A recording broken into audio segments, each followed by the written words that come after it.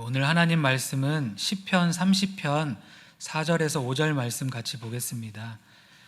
구약 성경 시편 30편입니다. 제 성경은 구약 822페이지에 있습니다.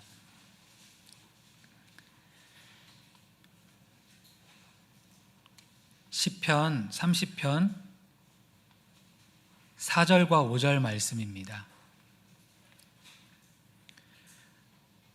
우리 찾으셨으면 한 목소리로 함께 합독하시겠습니다. 시작. 주의 성도들아 여호와를 찬송하며 그의 거룩함을 기억하며 감사하라. 그의 노염은 잠깐이요 그의 은총은 평생이로다. 저녁에는 울음이 깃들일지라도 아침에는 기쁨이 오리로다. 오늘 말씀의 제목은 회개하는 자에게 주시는 하나님의 은총입니다. 회개하는 자에게 주시는 하나님의 은총. 4절 말씀에 보면 다윗이 주의 성도들에게, 하나님의 백성들에게 이렇게 말을 합니다. 하나님을 찬송하고 하나님께 감사해야 된다, 이렇게 말을 하고 있습니다. 5절은 왜 하나님을 찬송하고 하나님께 감사해야 하는지 그 이유를 설명하고 있는 구절입니다. 5절이 원문이 왜냐하면으로 시작을 하기 때문이에요.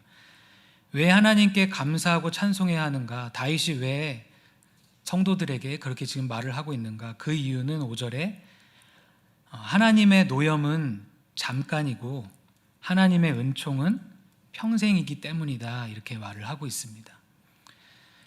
그래서 학자들과 주석의 모든 것들을 이렇게 찾아보면 여기서의 노염이라는 것은 어떤 거냐면 인간의 죄악에 대한 하나님의 진노를 뜻합니다.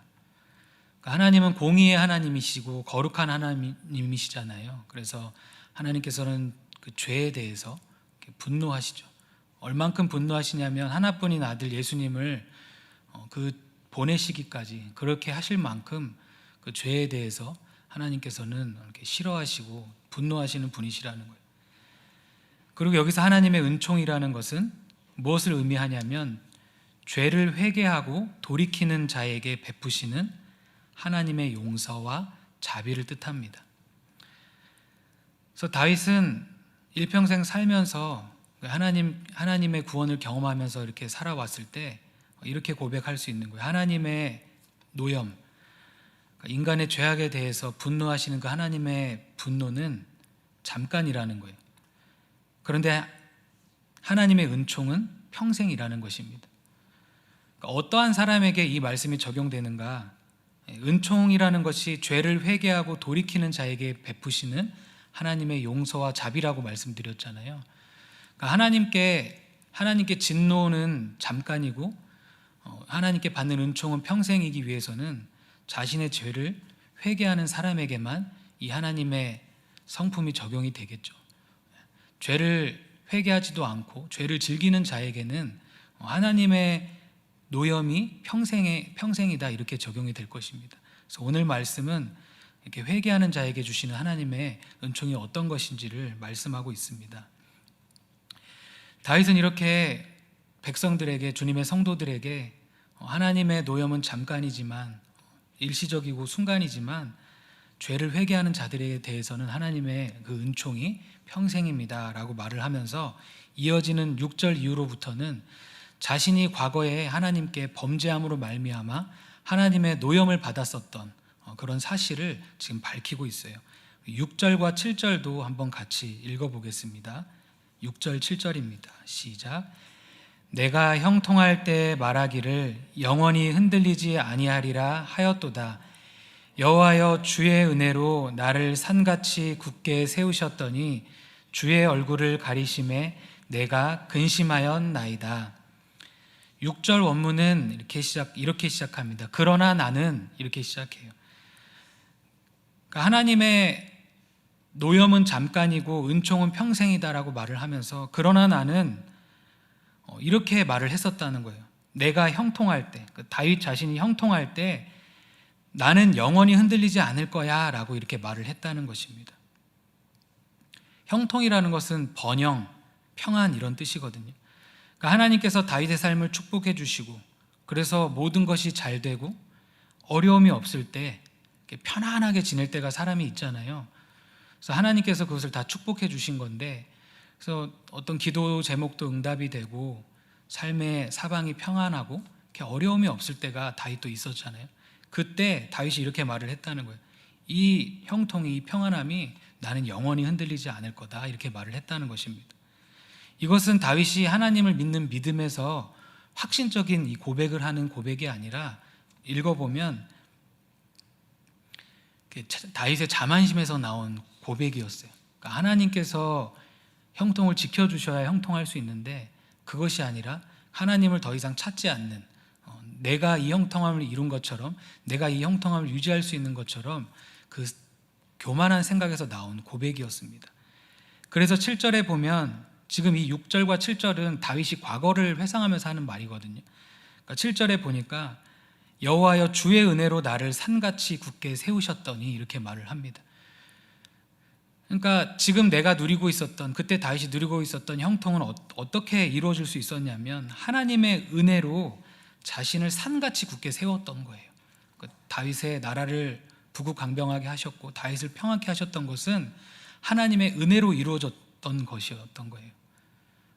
우리의 삶에도 우리가 어떤 기도의 응답을 받고 삶의 축복을 받을 때 그 모든 것이 하나님의 은혜잖아요. 하나님의 손에서 부귀 영화가 다 나오고 생명이 이게 다 하나님의 손에서 나오잖아요. 모든 좋은 것들이 하나님의 그 빛들의 아버지께로부터 온다고 말씀하시잖아요. 그래서 우리 삶에 이루어지고 있는 모든 형통함과 축복은 우연히 일어난 것이 아니라 하나님께서 우리 삶을 축복하셨기 때문에, 은혜로 우리 삶 가운데 베푸셨기 때문에 일어난 건데, 다윗이 지금은 이것을 이제 회개했을 때이기 때문에 깨달았지만, 그때 당시에는 자기가 형통할 때 내가 영원히 흔들리지 않을 거야, 이 모든 게 자기가 다 이룬 것처럼, 더 이상 하나님의 은혜가 없어도 이 삶을 유지할 수 있었던 것처럼, 유지할 수 있는 것처럼 지금 교만해졌었다, 이것을 지금 말을 하고 있는 것입니다.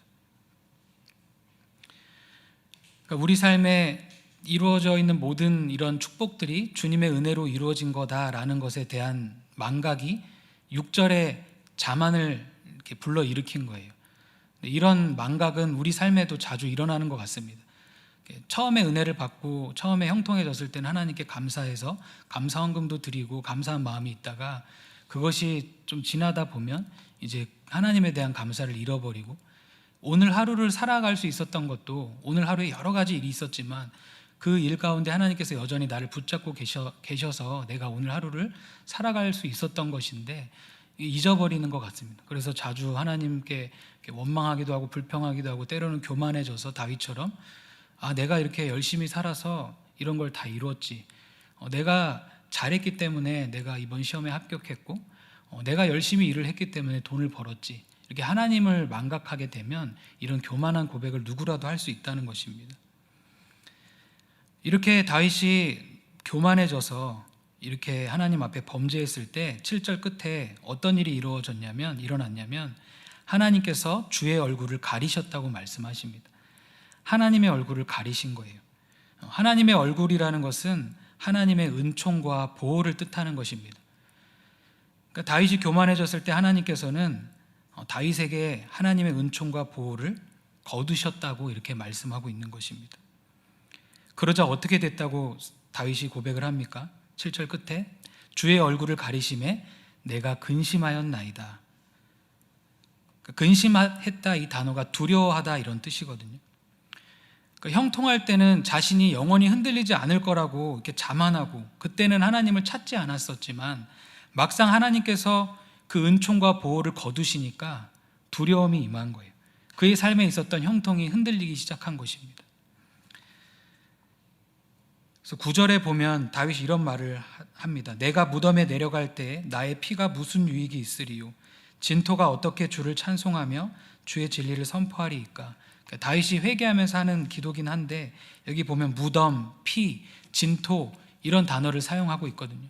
그러니까 다윗이 형통해서 흔들리지 않을 정도로 형통함을 누리고 있었는데, 그가 교만해졌을 때 하나님께서 은총을 거두시자 그의 삶에 이 기도를 통해서 유추해 볼 수 있는 것은 다윗이 죽음의 위기에까지 곤두박질 쳤다는 것을 알 수가 있습니다. 그러니까 내가 내 삶을 유지할 수 있을 거라고 생각했는데 내가 내 재정을 붙잡고 내 건강을 붙잡을 수 있다고 생각했는데 막상 하나님께서 주셨던 그 은총을 거두시니까 그게 다 사라지는 거예요. 눈 녹듯이 사라져서 죽을 위기에까지 처하게 됐다는 것입니다. 그러니까 지금 다윗에게 일어난 어려움들은 다윗의 교만죄로 인한 하나님의 징계였다는 거예요. 그래서 하나님께서 의도적으로 하나님의 은총과 보호하심을 철회하셨기 때문에 일어난 결과였습니다. 그러니까 이처럼 하나님께서는 범죄하는 자에게 진노하시는 하나님이시라는 거예요. 그래서 하나님의 노염은 잠깐이다. 그러니까 잠깐이라는 것은 회개할 때는 잠깐이 되겠지만 하나님은 어떠한 분이시냐면 사람들이 범죄할 때 하나님은 진노하시고 징계하시고 심판하시는 분이시라는 거예요. 그래서 야고보서 4장 6절에도 이런 말씀이 있습니다. 하나님이 교만한 자를 물리치시고 겸손한 자에게 은혜를 주신다 하였느니라. 하나님은 구약에서나 신약에서나 변치 않으시는 성품이 있는데 그것은 교만한 자는 물리치신다는 거예요. 그 물리치신다는 단어를 아시는 분도 아시겠지만 전투 용어입니다. 그래서 전쟁에서 적군과 대적하고 싸우는 것을 뜻합니다. 하나님께서 어떠한 사람을 싸우시냐면 어떠한 사람과 전투를 하시냐면 교만한 사람과 전투를 하신다는 거예요. 그러니까 다윗이 여기에 걸려들었던 거예요. 내 삶에 일어났던 이런 모든 형통함과 모든 내 삶을 안위하시고 인도하시는 게 하나님이셨는데 그 하나님을 잊어버리고 스스로 자만해졌을 때 다윗이라 할지라도 하나님께서 한 나라의 왕으로 세우신 왕이라 할지라도 하나님께서 그를 대적하신 겁니다. 은혜를 거두시고 더 이상 은혜를 주시지 않는 게 하나님의 변치 않는 성품이라는 거예요. 그러나 하나님은 겸손한 자에게는 하나님의 은혜를 주신다는 거예요. 그 은혜라는 게 호의, 친절 이런 뜻이거든요. 그래서 교만함을 회개하고 하나님 앞에 하나님만을 의지하는 겸손한 사람, 이런 사람에게는 하나님께서 은총을 베풀어 주신다는 게 성경의 말씀이에요.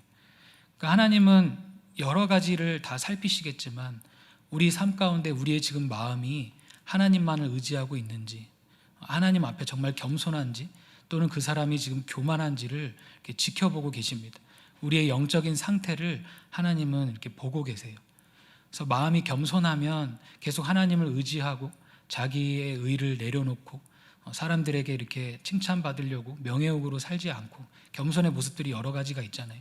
권위에 순복하고 하나님 말씀에 순종하는 이런 겸손한 삶을 살고 있는 자들에게는 하나님께서 호의를 베푸시고 은혜를 베푸시는 거예요. 은혜라는 것 뜻 자체가 내가 겸손하기 때문에 받는 합당한 권리가 아니라 은혜라는 것 자체는 선물이잖아요. 그러니까 하나님께서 그 겸손함을 보시고 하나님이 축복해 주시는 거예요.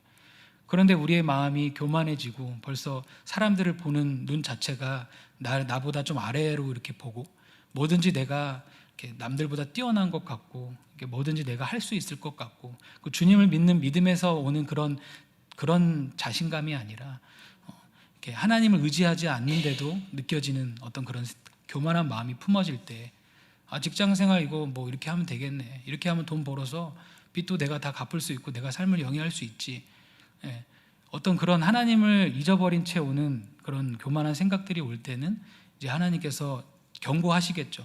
그리고 하나님께서 비추시겠죠. 그렇게 마음 먹지 말고 그렇게 하면 안 된다, 겸손해야 된다, 여러 가지 루트를 통해서 깨닫게 하실 때가 있습니다. 그럼 빨리 우리가 그 마음을 깨달으면 이제 회개하고 고쳐야 되는데, 교만이라는 것은 잘 분별이 안 되고, 그리고 이게 한순간에 이렇게 잘 처리가 안 되는 게 교만인 것 같아요. 그래서 지속적으로 내 마음을 점검하고 계속 하나님 앞에 나아가서 기도하고 말씀 듣고 이렇게 겸손하게 계속 나아가야 우리가 이 교만의 죄에 빠지지가 않는 것 같습니다. 그래서 어쨌든 하나님께서는 교만한 자는 이렇게 물리치시고 겸손한 자에게 은혜를 주신다는 거예요. 그래서 다윗은 형통할 때 이렇게 교만해져서 하나님의 징계를 받고 이렇게 어려움에 지금 처하게 되었습니다. 이때 다윗은 어떻게 반응을 했냐면 8절에 보면 여호와여 내가 주께 부르짖고 여호와께 간구하기를, 그리고 10절에도 여호와여 들으시고 내게 은혜를 베푸소서 여호와여 나를 돕는 자가 되소서 하였나이다. 그러니까 다윗이 6절과 7절에서 고백하는 것으로 봐 다윗이 지금 내가 하나님 앞에 교만했었고 지금 나에게 일어난 일은 나의 교만 때문에, 나의 범죄함 때문에 하나님께서 나에게 내리신 징계이구나라는 것을 깨달았던 거예요. 그래서 하나님께 지금 부르짖고 기도하고 있는 것입니다. 이 하나님께 부르짖었다라는 단어의 시제를 찾아보니까 미완료 시제로 계속해서 반복하는 시제로 쓰였습니다. 그러니까 자기의 죄를 정말 징계를 통해서 깨달았을 때 다윗이 그냥 하나님 잘못했습니다, 그냥 그렇게 하고 끝내는 게 아니라 정말 이렇게 하나님 앞에 통회하는 심령으로 하나님께서 들으시고 나의 죄를 용서해 주실 때까지 기도했다는 거예요. 계속해서 기도한 것입니다. 그리고 은혜를 베풀어 달라고 기도했다는 거예요. 그러니까 자기의 죄를 깨닫긴 했는데 용서받을 수 있는 의가 하나도 없다는 것을 알았던 거예요. 나에게는 어떠한 의도 없어서 하나님께서 나를 구원해 주셔야 될 만한 합당한 어떠한 의가 다윗에게 없었다는 것을 다윗은 알았습니다. 그래서 하나님, 저를 불쌍히 여겨달라고 이렇게 하나님의 긍휼에 호소를 한 거예요. 하나님은 공의대로 하실 거면 용서하지 않으셔도 상관이 없잖아요. 하나님께서 그냥 너는 그냥 심판받고 지옥에 가라 이렇게 말을 하셔도 그 누구도 하나님 왜 그러셨습니까? 그렇게 말을 할 수가 없습니다. 왜냐하면 하나님은 공의로운 분이시기 때문에. 다윗이 하나님께 내가 용서받을 수 있는 어떠한 의도 없고 구원받을 수 있는 어떠한 의도 없다는 것을 알았기 때문에 하나님, 저를 불쌍히 여겨달라고 이렇게 기도한 거예요. 이게 참된 회개 기도라는 거예요. 우리도 어떠한 죄를 짓고 그 죄를 깨닫게 하셨을 때 일단 정말 그 죄를 깨달아야 되는 거예요. 이게 내가 정말 하나님께 범죄한 거구나라는 것을 인정하고 인지하고 깨달아야 됩니다. 그 후에는 내가 정말 구원받을 수 있는 의가 나에게 하나도 없구나, 나에게는 정말 그런 어떤 하나님께서 나에게 어떤 은혜를 주실 만한 합당한 어떤 근거는 없구나. 그러나 예수 그리스도의 보혈을 의지할 때 그 보혈의 공로 때문에 내가 용서받고 구원받는 거구나, 이런 마음으로 회개를 해야 되는 거예요. 그래야 참된 회개가 나오는 것이지, 그냥 습관적으로 그냥 마음에 정말 이렇게 뉘우침이 없고 정말 하나님 앞에 내가 이 죄를 져서 내가 정말 하나님 앞에 설 수가 없는데 어떡하지?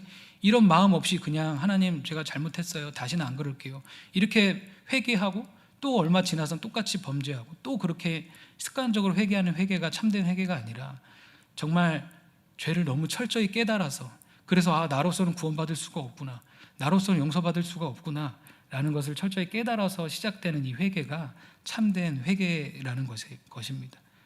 그래서 우리도 예수님의 보혈이 만약에 없었다면 우리가 어떻게 구원을 받을 수 있고 어떻게 용서를 받을 수 있었겠어요? 그래서 그 예수님의 보혈로 인해서 우리가 감사하는 마음으로 우리가 회개하며 주님 앞에 나아가야 됩니다. 그래서 이렇게 다윗이 자신의 죄를 철저히 깨닫고 회개했을 때 주님께서는 어떻게 하셨느냐, 11절에 나와 있습니다. 11절 같이 한번 읽어보겠습니다. 11절입니다. 시작. 주께서 나의 슬픔이 변하여 내게 춤이 되게 하시며 나의 베옷을 벗기고 기쁨으로 띠우셨나이다. 하나님께서는 다윗의 참된 회개를 보셨습니다. 정말로 그를 긍휼히 여겨주셨어요. 죄를 용서하시고 노염을 거두셨습니다. 그래서 다윗의 슬픔, 지금 죄 때문에 슬프고 하나님께 받는 진노 때문에 이 사람이 지금 슬플 거 아니에요. 이 슬픔이 변하여 춤이 되게 하셨다는 거예요. 춤이라는 것은 구원받은 사람이 이렇게 추는 환희의 춤을 뜻하거든요. 그 전까지 다윗은 슬픔에 잠겨 있었고 애통과 통곡에 잠겨 있었습니다. 지옥에 갈 수밖에 없었고 용서받을 수 없는 자였지만 하나님께서 그의 회개함을, 참된 회개를 보고 그를 긍휼히 여기셨을 때 그의 슬픔을 변화시켜서, 뒤집어 엎다 이런 뜻이 있거든요. 변화시켜서 춤을 출 수 있는 사람으로 구원의 환희가 있게 하셨다는 거예요. 그리고 다윗이 입은 베옷, 당시 구약 사람들은 베옷이 그 회개하고 통회할 때, 슬픔을 나타낼 때 입는 옷이었거든요. 이 베옷을 벗기셨다는 거예요. 마치 부모님이 자녀가 밖에 나갔다 더러워진 옷을 벗기고 새 옷을 갈아입히시는 것처럼 하나님께서 참되게 회개하는 다윗의 그 더러워진 옷을 벗기시고 기쁨의 띠를 띠우셨다는 거예요. 그 잔치의 옷, 기쁨의 옷을 다시 입히셨다는 것입니다. 그러니까 구원받을 수 없는 그 사람을 구원하셨다는 거예요. 그래서 요한복음 3장 16절에 우리가 너무나 잘 아는 말씀에 이런 말씀이 있잖아요. 하나님이 세상을 이처럼 사랑하사 독생자를 주셨으니 이는 그를 믿는 자마다 멸망하지 않고 영생을 얻게 하려 하심이라. 모든 사람은 죄를 지었고 죽을 수밖에 없었잖아요. 하나님의 진노를 받아서 지옥에 갈 수밖에 없는 본질상 진노의 자녀라고 성경은 분명히 말씀을 하십니다. 예수님을 영접하지 않은 사람은 그 사람이 아무리 노력을 해도 절대로 죄 문제가 해결될 수가 없어요. 천국에 갈 수 있는 길이 없습니다. 그래서 멸망받는 게 하나님의 공이고 그게 하나님의 노염이었어요. 그런데 하나님은 우리를 너무나 사랑하셔서 하나뿐인 아들 독생자를 이 땅에 보내셨다는 거예요. 그래서 우리가 짊어져야 될 그 죄의 형벌과 짐을 예수님께 대신 짊어지게 하시고 죄의 값을 다 치르셔서 그 대속을 믿는 자마다 죄를 용서해 주시고 하나님의 자녀로 삼아 주시고 뿐만 아니라 영원한 생명을 주셨다는 게 그게 복음입니다. 그러니까 우리가 죄를 회개하지 않고 예수님을 믿지 않는다면 하나님의 이 진노 속에서 영원히 살게 되겠죠. 그런데 하나님께서는 그렇게 하지 않으셨고 예수님을 보내심으로 말미암아 우리가 죄를 회개하고 예수님을 믿는다면 우리의 죄를 용서해 주시고 멸망이 아니라 영생의 축복을 주신다는 거예요. 이런 축복을 우리가 다 지금 누리고 있는 것입니다.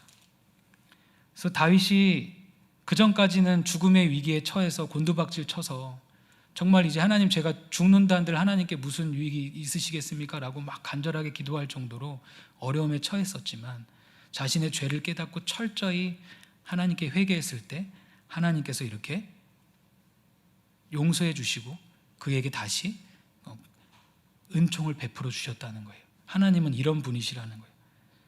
이렇게 하나님께 용서를 받았을 때 다윗이 어떻게 반응을 했는가 그 12절에 기록하고 있습니다. 12절도 같이 읽어보겠습니다. 12절입니다. 시작. 이는 잠잠하지 아니하고 내 영광으로 주를 찬송하게 하심이니 여호와 나의 하나님이여 내가 주께 영원히 감사하리이다.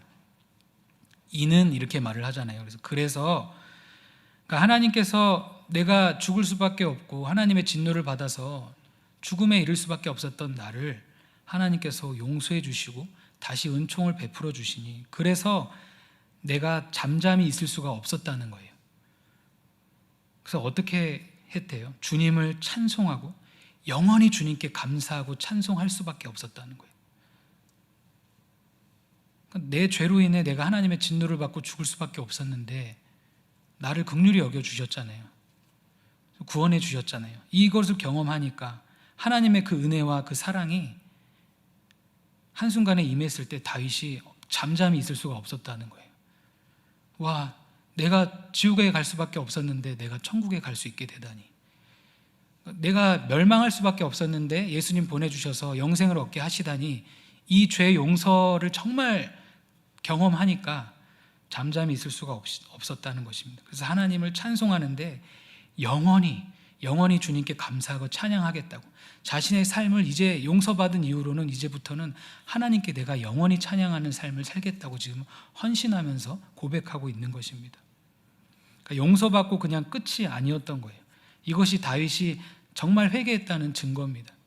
용서받고 다시 돌아가서 죄를 짓고 또 나와서 용서를 구하고 회개하고 또 다시 가서 죄를 짓는 그런 삶이 아니라 정말 하나님의 징계를 경험했던 것은 뼈아프지만 그것을 통해서 하나님의 진노를 깨닫고 자신의 죄를 깨닫고 철저하게 회개했을 때 그랬는데 하나님께서 나의 죄를 용서해 주셨을 때 하나님 내가 다시 그 죄로 돌아가지 않겠습니다. 하나님을 찬양하는 하나님께서 나에게 맡겨주신 그 사명을 감당하고 하나님을 위한 삶을 살아가겠습니다라고 고백을 하고 있는 것입니다. 그래서 고린도 후서 5장 15절에도 예수님께서 우리를 위하여 죽으신 이유가 우리가 다시는 나 자신을 위해서 사는 것이 아니라 우리를 위해서 죽었다가 다시 살아나신 예수님을 위하여 살게 하기 위해서 우리 위해서 대신 죽으셨다고 분명히 말씀하시잖아요. 그러니까 죄 용서를 받은 모든 성도는 어떻게 살아가야 되냐면 이게 마땅한 반응이라는 거예요. 아, 죄 용서해 주셨으니까 이제 다시 가서 죄 져야지. 어차피 회개하면 또 용서해 주시잖아. 하나님은 노염은 잠깐이잖아. 내가 정말 회개하면 또 용서해 주실 거야. 이런 마음가짐의 삶이 아니라는 거예요. 정말 예수님의 그 십자가에서 흘리신 내가 받아야 될 형벌을 대신 받으신 그 형벌을 생각할 때 그 죄의 무게와 그 희생을 생각할 때 그리고 내가 정말 거기서 건짐을 받았다는 것을 생각할 때 그렇게 반응할 수가 없다는 것입니다. 그래서 우리가 정말 구덩이에서 하나님께서 건져 주셨을 때, 그게 근데 죄 용서도 마찬가지지만 삶의 모든 어려움에서 구원해 주셨을 때도 누가 우리를 구원해 주실 수 있겠어요? 어떤 사람이 우리를 구원할 수가 있겠습니까? 어떤 사람이 질병을 치료하고 어떤 사람이 우리를 형통하게 할 수 있겠어요? 그 모든 게 정말 하나님의 은혜잖아요. 그래서 우리가 이런 것들을 경험하면서 살아왔잖아요. 어려울 때 건지시고 어려울 때 건지시는 그 하나님. 그때마다 우리가 하나님을 잊지 말고 하나님을 찬양하는 삶으로 이제 나아가야 된다는 거예요. 근데 때로 우리가 그런 것들이 무뎌지고 하나님이 없어도 살 수 있는 것처럼 자꾸 우리의 삶이 이렇게 교만해질 때 다시 한번 하나님의 은혜를 생각해야 될 때인 것입니다. 내가 받은 용서가 뭐지? 내가 어떤 구덩이에서 나를 건져 주셨었지? 내가 그것을 왜 다시 망각하고 그렇게 살고 있을까? 내가 지금 무엇을 위해 살고 있는 거지? 내가 어차피 죽을 인생이었고 멸망받을 인생이었는데 하나님께서 내 생명을 보너스로 주신 건데, 그 삶을 지옥이 아니라 영생을 위해서 살기 위해서 생명을 주셨는데 내가 나의 영생을 지금 어디에 투자하고 있지? 내가 이 받은 영생을 다시 죄에 투자해야 될까? 내가 이 영생을 돈에 투자하고 이 땅에서 잘 먹고 잘 사는 것에 투자해야 될까? 그게 아니라 하나님을 영원히 찬양하고 하나님께 감사해서 그분을 섬기는 삶으로 나아가야 된다는 거예요. 그래서 오늘 말씀을 보면 하나님은 어떤 분이시냐면 성도들의 죄에 대해서 진노하시는 분이시라는 거예요. 그래서 죄에 대해 징계하시고 심판하시는 분이시라는 것입니다. 그러나 죄를 회개하고 돌이키는 자에게는 그 죄를 용서하시고 징계와 심판을 거두시고 은총을 베푸시는 분이라는 거예요. 그리고 하나님의 그 징계는 사람을 죽이려는 것이 목적이 아니라 죄를 깨닫게 해서 회개하여 다시 구원받도록 하기 위한 것이기 때문에 하나님의 노염은 잠깐이고 하나님의 은총은 평생이다라고 고백할 수밖에 없는 것입니다. 우리 삶에도 하나님께서 이렇게 어려움을 통해서 죄를 깨닫게 하실 때, 그래서 내가 죄를 깨달을 수만 있다면, 그래서 회개할 수만 있다면 그 징계라는 진노는 잠깐인 거잖아요. 나는 영생을 다시 얻을 수 있으니까. 그런 관점으로 하나님에 대해서도 우리가 바라봐야 되는 것 같아요. 그냥 힘들다, 서운하다, 원망스럽다, 그게 아니라 내 안에 죄가 문제인 것들 때문에 일어나는 어려움들도 있잖아요. 그때는 이제 하나님의 그 마음을 우리가 깨닫고 자신을 돌아봐야 될 때라는 것입니다. 우리 한 말씀만 찾아보고 마치겠습니다. 신약성경 요한일서 1장 9절입니다. 요한일서는 제 성경 신약 388페이지에 있습니다. 요한일서 1장 9절 말씀입니다.